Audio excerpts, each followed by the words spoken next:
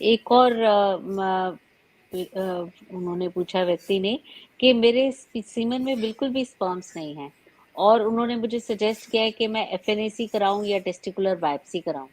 तो क्या ये मुझे हेल्प करेगी प्रेगनेंसी होने में?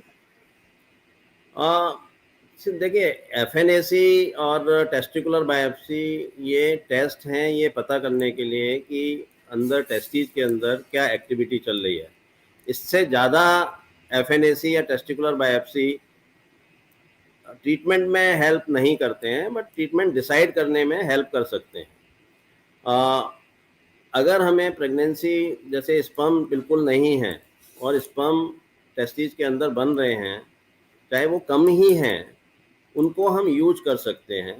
तो एफएनएसी और टेस्टिकुलर बायोप्सी जो दोनों चीज़ें हैं, वो हम उसको एज ए डायग्नोस्टिक टूल की तरह अब नहीं देखते हैं। इनिशियली डायग्नोस्टिक टूल की तरह देखते थे कि पता कर लिया, बट उसके बाद क्या? उसके हुँ, बाद अगर हम उसको यूज नहीं कर पा रहे हैं तो वो एफएनएसी और टेस्टिकुलर बायोप्सी का बहुत फ़ायदा नहीं होगा। तो एफएनएसी और टेस्टिकुलर बायोप्सी पे जाने से पहले हमें पेशेंट को काउंसिल करने की बहुत ज़रूरत होती है कि अगर वो स्पर्म अंदर बन रहे हैं तो उनको हम कैसे यूज करेंगे। क्योंकि ये जो स्पर्म हैं, सपोज एफएनएसी की रिपोर्ट आती है कि कुछ स्पर्म्स दिख रहे हैं, उसको नॉर्मली ढंग से हम यूज नहीं कर सकते।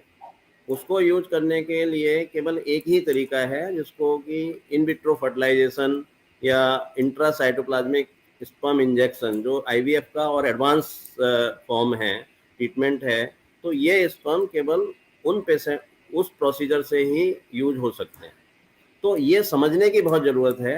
एफएनएसी और टेस्टिकुलर बायोप्सी एक टेस्ट है जिससे हमें मालूम पड़ेगा कि स्पर्म्स अवेलेबल हैं। बट अगर हमें प्रेगनेंसी के लिए प्लान करना है तो इस तरह के पेशेंट को ये समझ में आना चाहिए कि अगर स्पर्म मिलते हैं तो उसको हम आईवीएफ के ज़रिए इस्तेमाल करके प्रेगनेंसी पा सकते हैं। तो जो हम सजेस्ट करते हैं कि एफएनएसी या टेस्टिकुलर बायोप्सी केवल उस सेंटर में होनी चाहिए जहाँ पर उन स्पर्म को जो हम निकाल रहे हैं उनको हम फ्रीज कर सकें और बाद में यूज कर सकें। तो इसलिए बिल्कुल। जनरल लैब में एफएनएसी या टेस्टिकुलर बायोप्सी कराने का बहुत फ़ायदा नहीं मिलेगा।